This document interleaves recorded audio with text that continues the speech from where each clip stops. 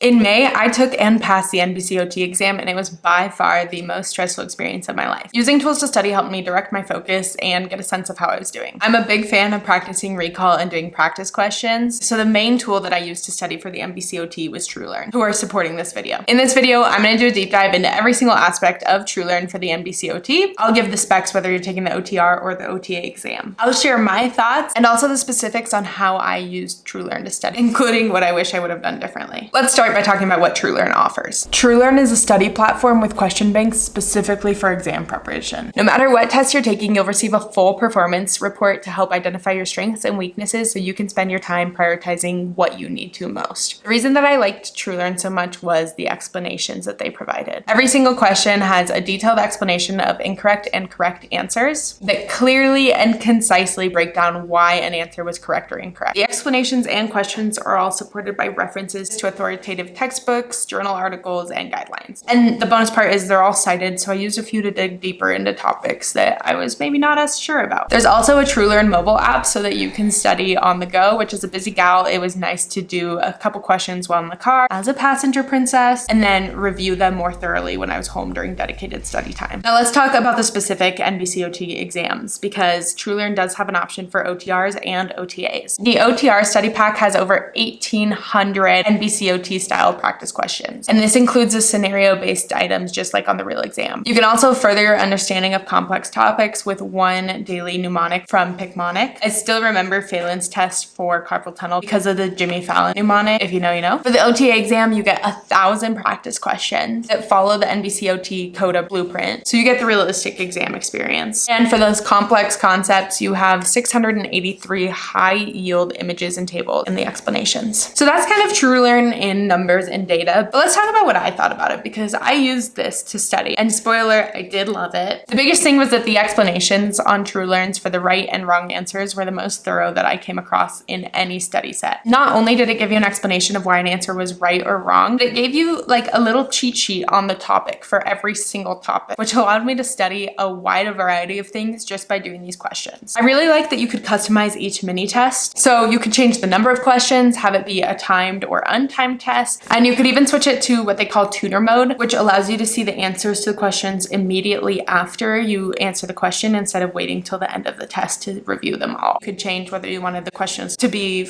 completely new, or questions you had missed, or questions you had marked, or a mix of all three. One big thing I found was studying through multiple sets. Sometimes the question structures were different, but after taking the test, I do feel that TrueLearn's questions were structured very similar to the NBCOT, and if anything, they were a little bit harder and less straightforward than the NBCOT exam itself. Having over 1,800 questions for the OTR exam was the biggest benefit of using TrueLearn. Not only was a repetition of practicing questions structured similarly to the NBCOT so helpful, the questions also covered topics that I didn't come across in any of my other studying, and some of those topics ended up being on the exam, and I remember thinking, I only know this because of a TrueLearn practice question. One thing that was very motivating to me while I was studying is that you could set a percentile goal that you wanted to reach, where it compared you to how others are performing and put you in a percentile compared to others studying. So I said, I want to be in the 80th percentile before I take the test, and I was able to keep doing questions until I hit that benchmark. Another extremely helpful data point that TrueLearn gives you is your average time per question. As you probably know, the NBCOT is a time test, and it's very tightly timed at that. So having the knowledge on how I was performing and how quickly I was answering these questions on average was really helpful to know kind of how I would do on test day. One thing that I didn't take advantage of that I wish I would have is the ability to mark questions. So like if I were fully stumped on a question, I should have marked it so that at the end I could have reviewed that question. Even if I got it right, I would have known like this was probably a guess. You can also go back and, like I said, filter the test so you could take only marked questions and you could measure progress that way. So like if you were fully stumped on a question and were just guessing, then you could study that topic and see if you improve over time. I wish I would have used that feature a little bit more. There's also a pass guarantee, which is what ultimately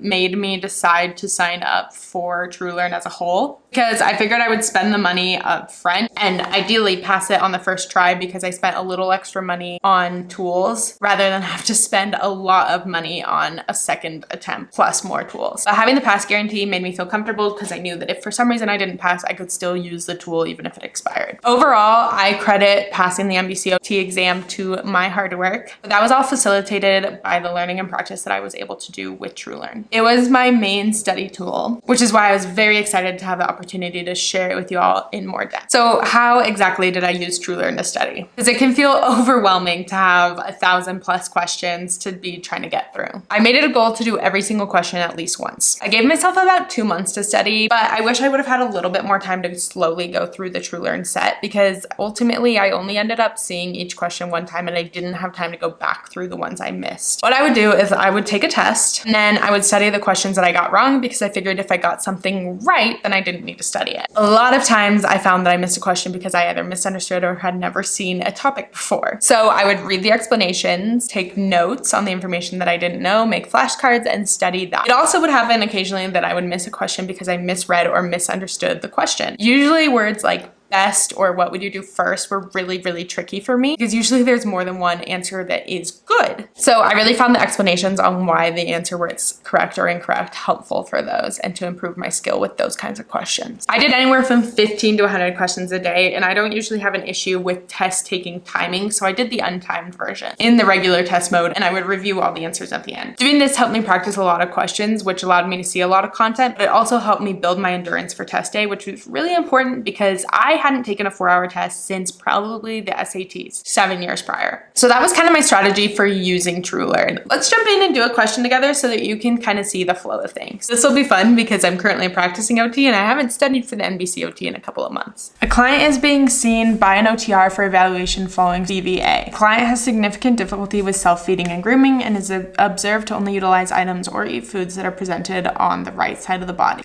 Spatial neglect, body neglect, or ideomotor apraxia. I know it's not ideomotor apraxia because that is you wouldn't be able to like gesture or like copy any movements with your body. So I'm gonna just cross that out. So then it's between body neglect and spatial neglect. And I know that body neglect is neglecting to use things on one side of the body or neglecting like that side. Spatial neglect, kind of like things in your space.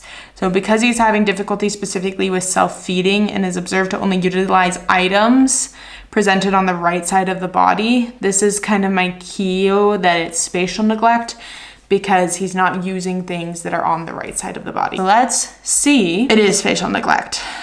Spatial neglect is observed when clients do not complete the visual search for items. So that was where my brain was going when it was, do we utilize or eat foods that are presented on the right side? So if you didn't know what any of these things are, this is where the explanations are really nice because it gives you just like a quick summation. Spatial neglect is difficulty locating items required on the required items using visual search strategies.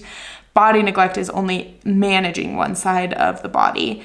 And then ideomotor apraxia is planning movements required to complete an activity. And then it gives you a quick explanation of why the other two answers are wrong. So body neglect occurs when the client has lost the ability to integrate perceptions from the body or the environment.